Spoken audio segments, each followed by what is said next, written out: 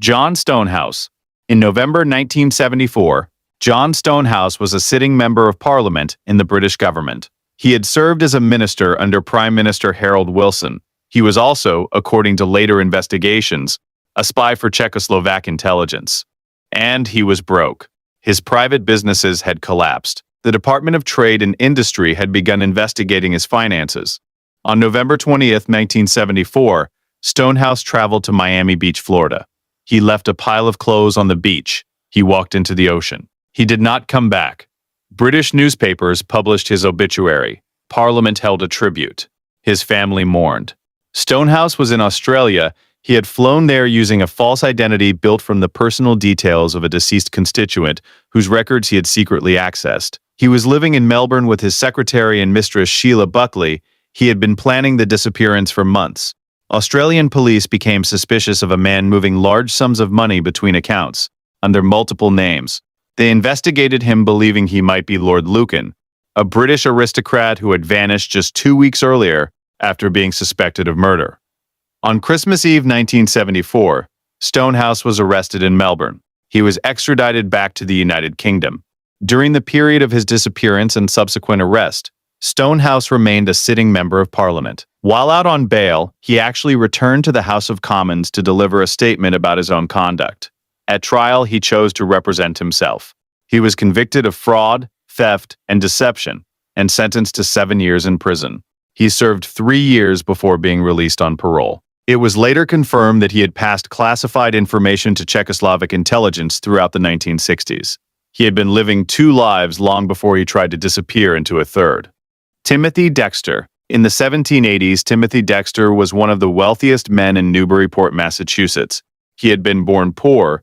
He had received almost no formal education. He had made his fortune through a series of business decisions so absurd that economists still cannot fully explain how they worked. He shipped bed warmers to the Caribbean. They sold to molasses traders who used them as ladles. He shipped thousands of pairs of mittens to the tropics. They sold to fur traders heading to Russia. He shipped coal to Newcastle, a city famous for producing its own coal. There happened to be a miners' strike when the shipment arrived. It sold completely. Despite his wealth, Dexter was mocked constantly by the educated upper classes of New England. They considered him a fool. So he decided to find out how many people would mourn him when he died. He staged his own funeral. He had a coffin built. He sent out invitations. He hired mourners. Then he hid inside his own mansion and watched through a window as over 3,000 people arrived to pay their respects. He was satisfied with the attendance. He was not satisfied with his wife. She had not cried enough.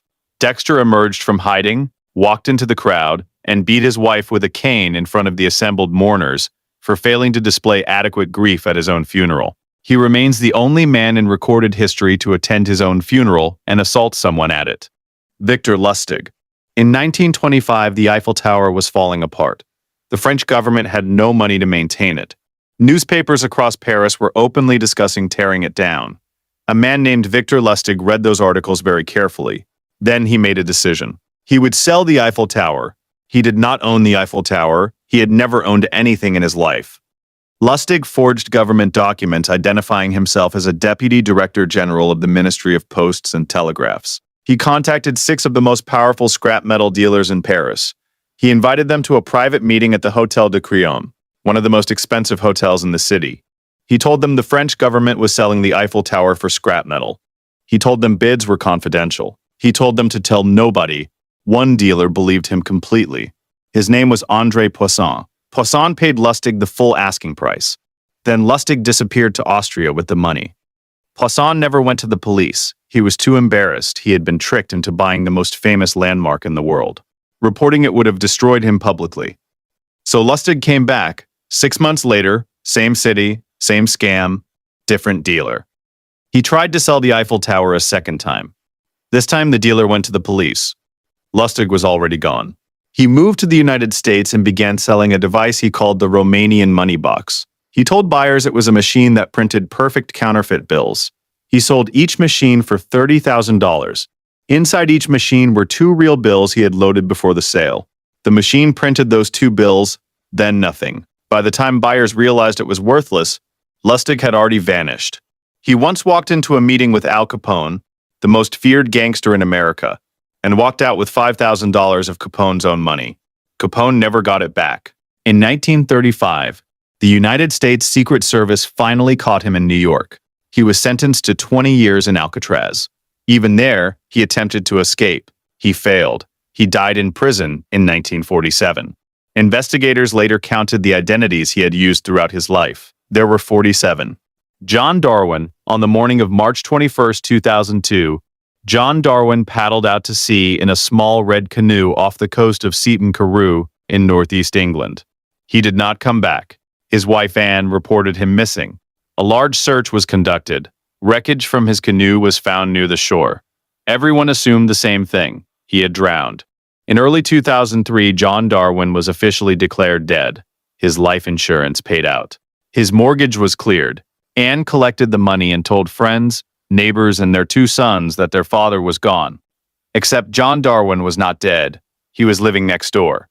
Literally. He had rented the adjacent property and was moving between the 2 houses through a connecting door in the wall. For 4 years, Darwin lived as a ghost. No identity, no job, no existence on paper. His own sons believed he was dead. In 2006, Darwin and Anne came up with a new plan. Darwin applied for a passport using the identity of a dead child. They moved to Panama and began purchasing property. They were photographed together in a real estate office, smiling, in 2006. That photograph was later found online. In December 2007, John Darwin walked into a London police station and claimed to have no memory of the past 5 years. Police did not believe him. The photograph from Panama had already surfaced in a newspaper. Both John and Anne were arrested. Both were convicted of fraud. Both were sentenced to more than 6 years in prison. After their release, Anne divorced John. She later wrote a book about the experience. Their 2 sons, who had spent years believing their father was dead, said they did not know if they could ever forgive either of them.